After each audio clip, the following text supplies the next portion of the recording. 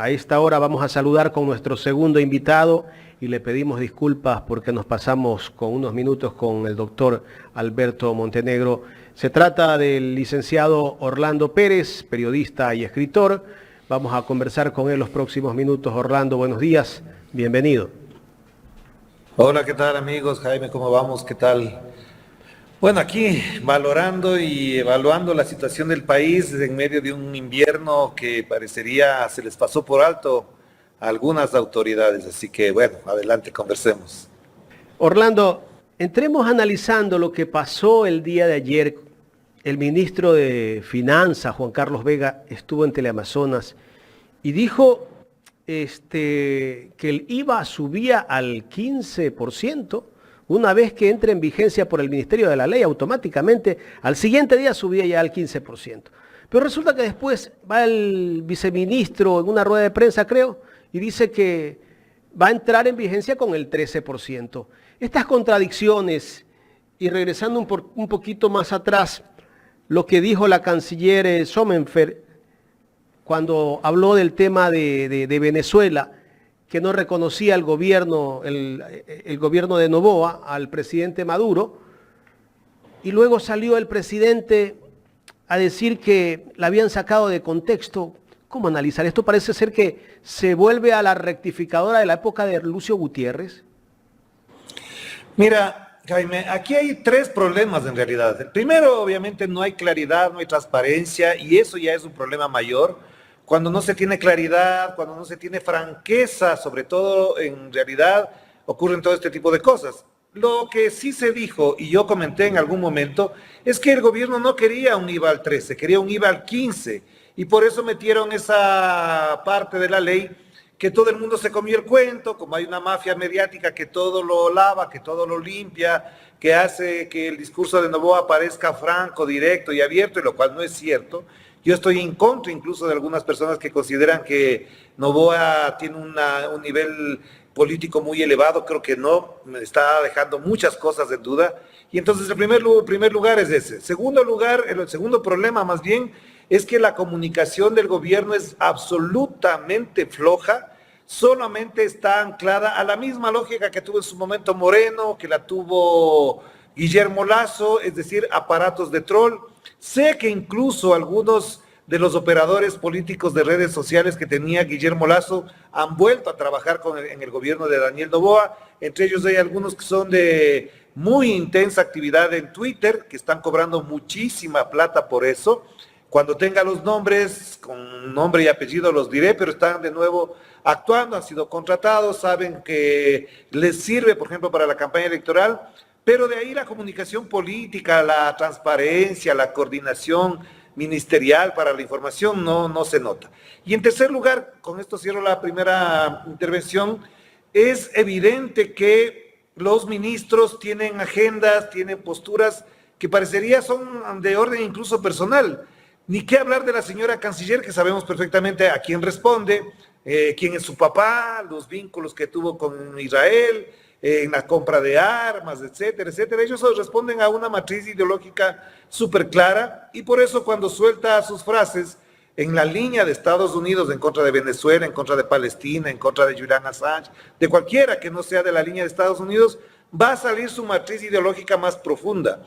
Y lo mismo pasa con el ministro de Finanzas, que él tiene que hacer cuentas, que tiene que llevar las cuentas, porque si no, no sabe cómo ejercer su cargo, y sabe que con el 13% no les alcanzaba, es decir, un punto más del IVA no les iba a alcanzar. Por eso metieron esa otra parte en el proyecto de económico ley urgente, que aplaudieron incluso los que no tienen plata, aplaudieron aquellos que dicen que hay que sacrificarse por el país, que incluso ellos no pueden comer postre, pero que el país necesita más plata, etcétera, etcétera, etcétera. Sabía perfectamente el ministro de Finanzas que con el 13 no le alcanzaba, y por eso tiene que rectificar, porque en la práctica, solamente aplicando un IVA del 15% pueden tener la plata que necesitan para salir casi tablas en el presupuesto del Estado.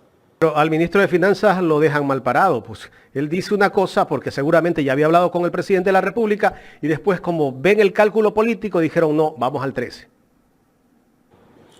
Pero además te digo una cosa, coincidiendo con lo que tú dices, en el fondo ese era el proyecto económico urgente. Ese era el proyecto económico urgente. Ese es el proyecto que avalaron con el voto para no rechazar el veto los socialcristianos, algunos no todos, los de Pachacutic no todos, los de Construye, etcétera, etcétera, porque ellos sabían perfectamente eso y se los dijo. Lo que pasa es que en este país nos hemos mal acostumbrado a decir unas cosas y hacer otras.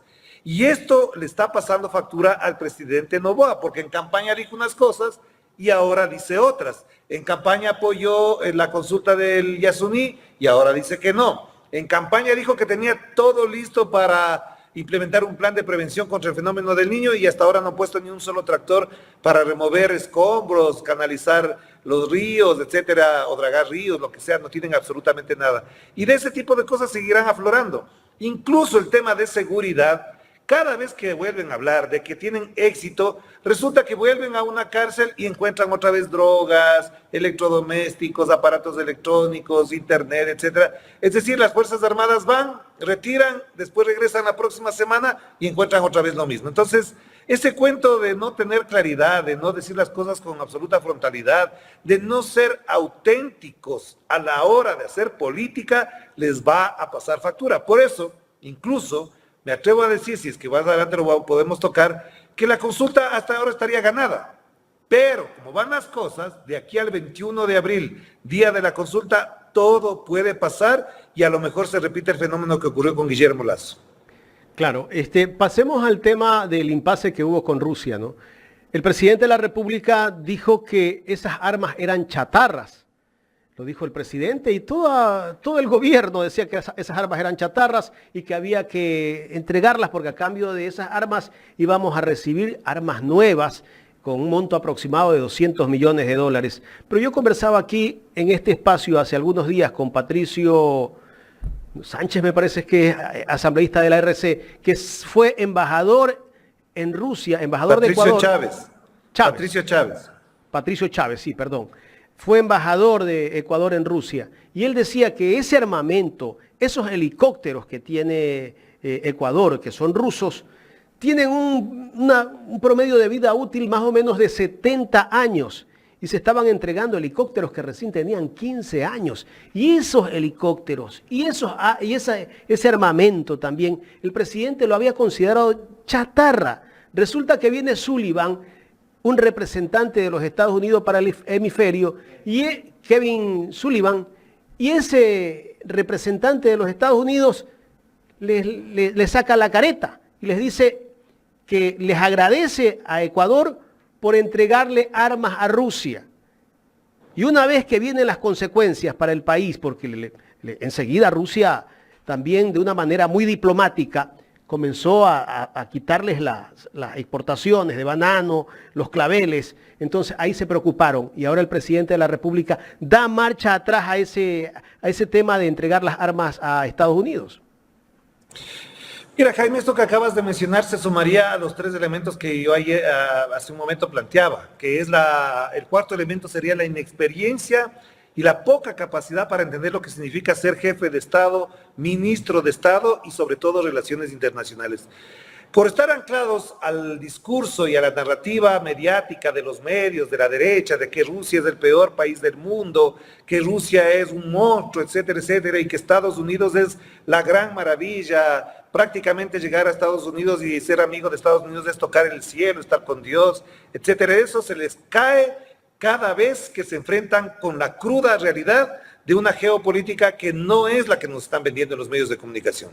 Primero, Rusia y Ucrania prácticamente están definidas las cosas. Rusia ha ganado esa guerra, se sostiene por el apoyo que tiene Ucrania y Zelensky en particular. Acaban de aprobar en el Congreso 94.000 millones de dólares más de ayuda para Ucrania. Imagínate, un país con 94.000 millones de dólares en una guerra se mantiene 20 años tranquilamente. Si Ecuador tuviese 94.000 millones de dólares de rato de apoyo, de ayuda de los Estados Unidos, tendríamos resuelto casi todos nuestros problemas. Pero entonces es no entender la realidad del mundo. En segundo lugar, me parece que esta situación de la Cancillería, en otro momento, en otro país, en otro tipo de democracia o en otro tipo de relaciones políticas, la señora canciller debía haber renunciado. Y yo le pido, señora canciller, que si usted sigue atada a los intereses de Israel y no entiende la geopolítica, mejor vaya a acompañar a la señora Verónica Abad en Israel a resolver el problema con Palestina y no nos mete en problemas como país, ni a los ecuatorianos, ni a las ecuatorianas, y menos aún a su gobierno, que es el del señor Daniel Noboa. Yo le pido de favor, señora ministra, señora canciller, váyase a acompañar a Verónica Abad a Israel, que es donde se va a sentir mucho más cómoda, porque ahí ha tenido su padre los negocios y demás. Entonces, hagamos las cosas con coherencia, con responsabilidad. Y tercero, no entiende, y creo que Daniel Noboa debería aprender más de su padre en ese aspecto, que las relaciones económicas y comerciales hacen la política internacional en estas épocas. Les repito una vez más, Daniel Noboa aprenda de su padre. Las relaciones comerciales, económicas en este momento definen las relaciones políticas en el mundo. Si no, pregúntele a cualquier país del mundo qué tipo de relaciones políticas y comerciales definen la relación política con China. Por más que le digan comunista, que se violan los derechos humanos, ningún país se va a pelear con China, porque sabemos perfectamente qué es eso. Por lo tanto, insisto una vez más, no hay capacidad, no hay experiencia en dirigir un Estado y nos va a costar, vamos a pagar los platos rotos los ecuatorianos y las ecuatorianas, porque a Daniel Noboa lo único que se le pidió para los 16, 18 meses de gobierno es que resuelva los problemas fundamentales que dejó el señor Guillermo Lasso destrozado a este país. Estimado Orlando, buenos días. Gustavo Jiménez te saluda. Desde el 2017 se ha venido fraguando, digo yo, una dictadura neoliberal.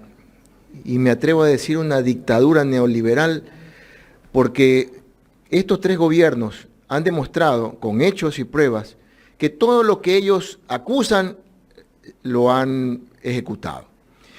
Y ayer fue el doctor Tandazo, ¿no? Decía algo muy cierto. Él decía, para mí que todo lo que se ha fraguado, que todo lo que se ha ejecutado en las bandas delictivas, narcotráfico, es parte de un plan precisamente de estos grupos neoliberales para crear el caos y al mismo tiempo ofrecer las supuestas soluciones a estos cambios. Y ante eso, lamentablemente, las instituciones públicas de mayor respaldo, como la judicial, como la fiscalía, la corte, están al servicio para seguir tratando de organizar esto que yo denomino un golpe de Estado neoliberal. Algo así ya lo hemos vivido. Te pregunto porque tú eres un periodista de gran trayectoria y escritor ecuatoriano que conoce perfectamente lo que hemos vivido políticamente aquí. Bien que lo digas tú, Gustavo, porque cuando uno lo menciona, entonces te cae en el correísmo, la dictadura del correísmo, el autoritarismo de Correa, etcétera, etcétera. Siempre hemos dicho, y no desde ahora, que el autoritarismo mayor es el autoritarismo que viene de un modelo neoliberal, no solamente en el Ecuador. Ese autoritarismo nos impuso el dólar, la dolarización, por más que digan que es la quinta maravilla del mundo, sabemos todo eso lo que implicó. Ese autoritarismo nos impuso las leyes Trole 1, Trole 2, que implicó un ajuste neoliberal profundo en el Ecuador, después de la caída del señor Yamir Maguad y con la llegada del ahora casi mártir ecuatoriano, señor Gustavo Noboa. Ese neoliberalismo nos impuso una serie de relaciones con Estados Unidos a partir del señor Lucio Gutiérrez, y cuando llega Correa, desmonta eso y se abre otra perspectiva económica, social, incluso cultural en el Ecuador, pero para los neoliberales que se camuflan de demócratas y de liberales, eso era autoritarismo. ¿Por qué? Porque tenía gran popularidad, porque tenía mayoría en la asamblea, y a ellos les llamaban autoritarismo. Ya hubiesen querido tener Lasso, Moreno, Noboa, Gustavo Noboa, Lucio Gutiérrez, la popularidad y la mayoría en la asamblea que tuvo Rafael Correa, nos hubiesen impuesto suavecito un modelo neoliberal mucho más intenso que cualquier otro país, incluso mejor neoliberalismo que el de Estados Unidos. Pero esto que acabas de mencionar, Gustavo, es muy importante porque para que eso ocurra han pasado dos procesos que son claves. La primera, una cooptación muy fuerte, con mucho dinero, ¿de parte de quién? De los medios de comunicación, de los aparatos mediáticos que generan el sentido común o la narrativa política en el Ecuador. Para eso hay ONGs que han capturado a los hijos bobos, a los pelagatos, a los plan B, etcétera, etcétera, que les han financiado buena parte de su trayectoria. Ahí está el señor César Ricaurte, está el señor Juan Carlos Calderón, el señor Cristian Zurita, el fallecido señor Villavicencio, es decir, cooptaron a un sector que generaba opinión supuestamente desde la izquierda, desde el progresismo. Ya sabemos dónde terminaron. Y segundo, el otro fenómeno y el proceso muy jodido, muy complicado que vivimos en el Ecuador, es de creer que la política no vale, de que hay que ser apolítico, de que la política no existe, que aquí para gobernar un país hay que buscar a un señor, un muñequito de cartón que no tenga nada que ver con la política y con eso se resuelven los problemas. Y resulta que la política ha sido mala para ellos, cuando en la práctica todos ellos hacen política. Los que se dicen apolíticos se presentan de candidatos, ganan elecciones y dicen que no son políticos. Entonces, uno, captar a los medios, captar a los periodistas, entre comillas, progresistas, y después generar una situación de no, aquí no hay política. Entonces, por eso no hay que votar por los políticos. Entonces, ¿quién ganan? Los influencers, la señorita que luce mejor, la que tiene 10,000 seguidores o 10 millones de seguidores en Twitter, en Instagram, en TikTok. Y ese es un proceso que le hace mucho daño a la democracia y le hace mucho daño al país. Por eso me parece que es clave lo que tú mencionas, porque además, termino con esto, en esa lógica, el que protesta, el que tiene una opinión en contra, el que sale a protestar, ¿cómo es declarado? Terrorista. Entonces hay que ser apolítico, hay que vestirse bonito, hay que peinarse, vestirse de rubio, etcétera, etcétera, para poder ser acogido por esos sectores neoliberales, incluso neofascistas, que si ven con poncho, con sombrero y con cola indígena, son terroristas. Entonces, ¿en qué país estamos? No podemos tener opinión diversa, no podemos tener opinión contraria, porque según la narrativa de los blanquiazules, de pelos rubios, pelipientados, etcétera, obviamente aquí todos los demás, los que somos morenitos, mestizos, no tenemos razón de ser. Pero esta agenda, que bien se ha definido en esta conversación, viene de ese sector neofascista. Creo yo que se está también ya formando en lo político. Estamos ya en un año electoral y ya estamos viendo personajes que dicen ser de izquierda, otros dicen que son de centro izquierda, otros dicen que son de centro, ya ninguno quiere ser de derecha, no todos son de centro para la izquierda, dicen. Pero la realidad es que el país no aprende. ¿Qué podemos hacer? Porque ahora el elector no es el de antes, pues, Orlando. El elector de ahora es el que está, lamentablemente, no recuerda el pasado que ha vivido el Ecuador y se está dejando ilusionar por mensajes de TikTok. Mira, este tema es fundamental. Aparte de lo que mencioné, creo que es clave, porque parecería que en el Ecuador se resuelven las cosas solamente vía elecciones, y no es así. Aquí no hay que ganar elecciones, Gustavo, Jaime, quienes nos ven, quienes nos escuchan. Aquí hay que gobernar, hay que saber gobernar. No se trata de ganar elecciones. Ganar elecciones es una parte pequeña, importante, pero hay que saber gobernar.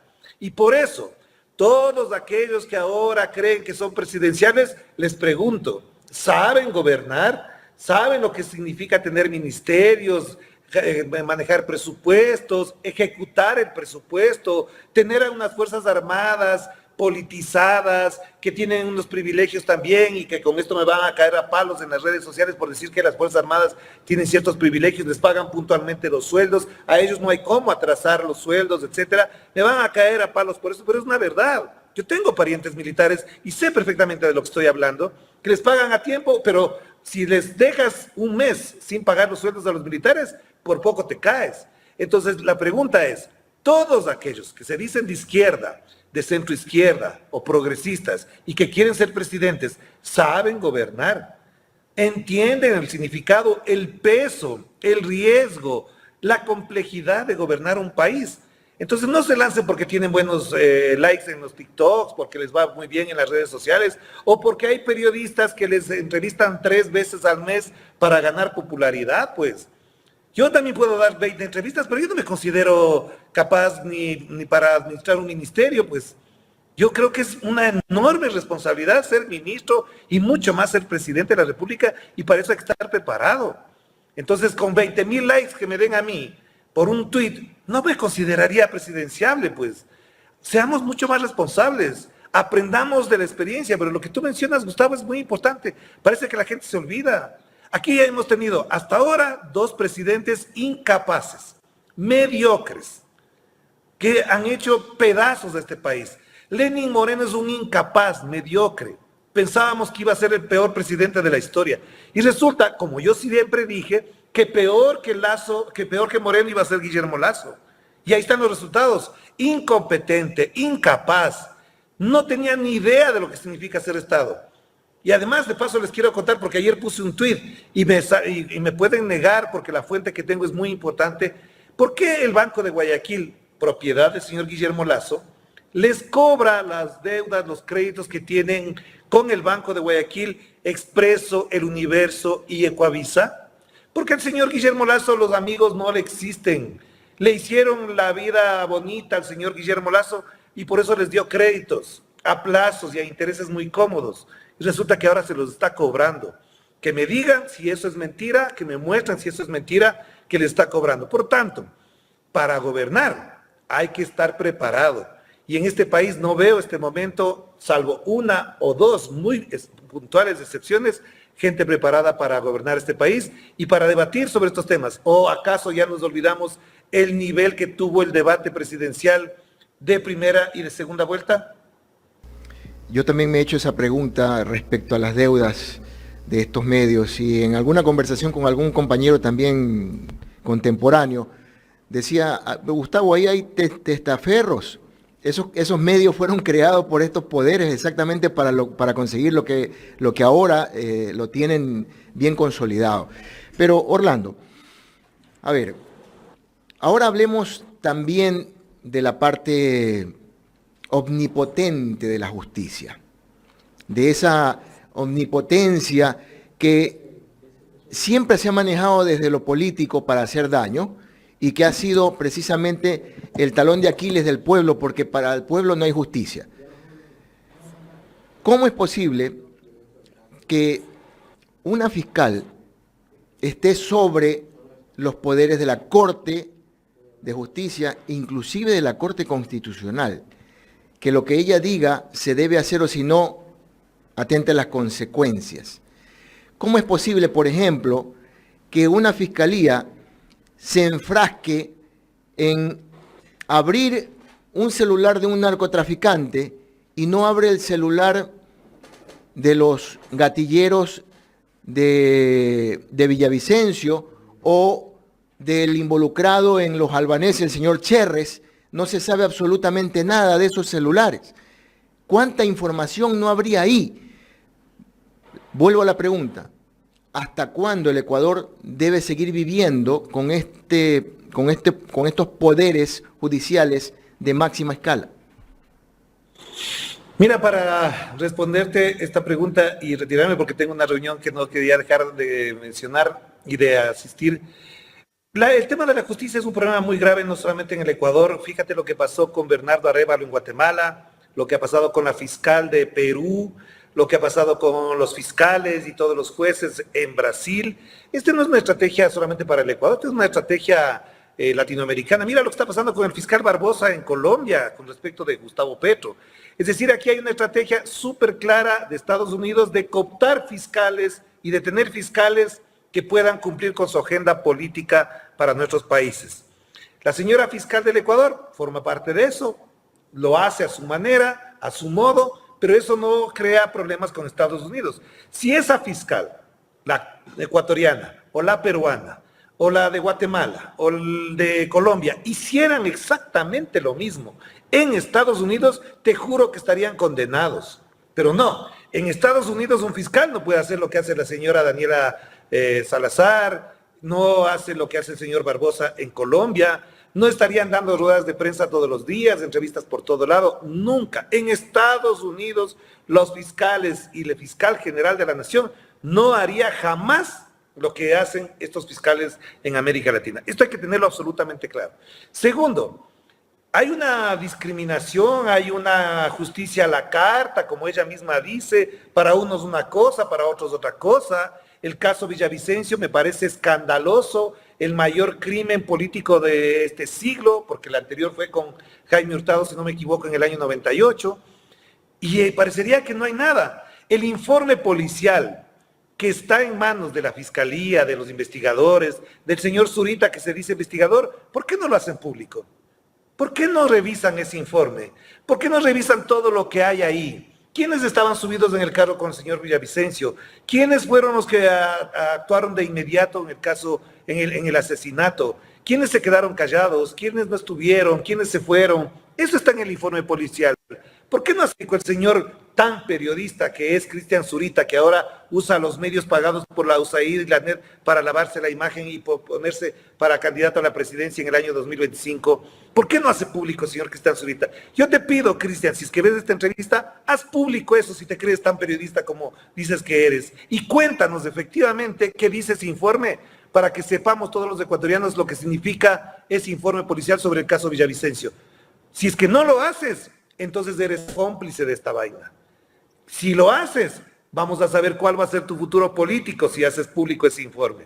Porque si hace público ese informe, sabemos perfectamente quiénes serán los más vigilados y atendidos por la opinión pública y por la justicia en el caso Villavicencio. Por eso te digo, Gustavo, esto es una cosa continental. Ha habido muertos, ha habido asesinatos, crímenes políticos que los fiscales y la justicia controlada por los Estados Unidos jamás va a dejar pasar. Yo les invito a los que nos están viendo y oyendo que vean el documental El Agente, está en YouTube, para que vean cómo trabaja la DEA y la CIA con sus propios agentes, los agentes que les sirven durante 10 años y después cómo terminan. Así que si van a ver este documental, podemos incluso hablar en otro momento. Orlando, queremos agradecerte por tu tiempo para conversar con nosotros aquí en Ecuador en Directo. Gracias, Jaime. Gustavo, un abrazo a la distancia. Que estén muy bien. Gracias a Orlando Pérez, periodista y escritor, conversando con nosotros sobre la situación política del Ecuador, temas de coyuntura.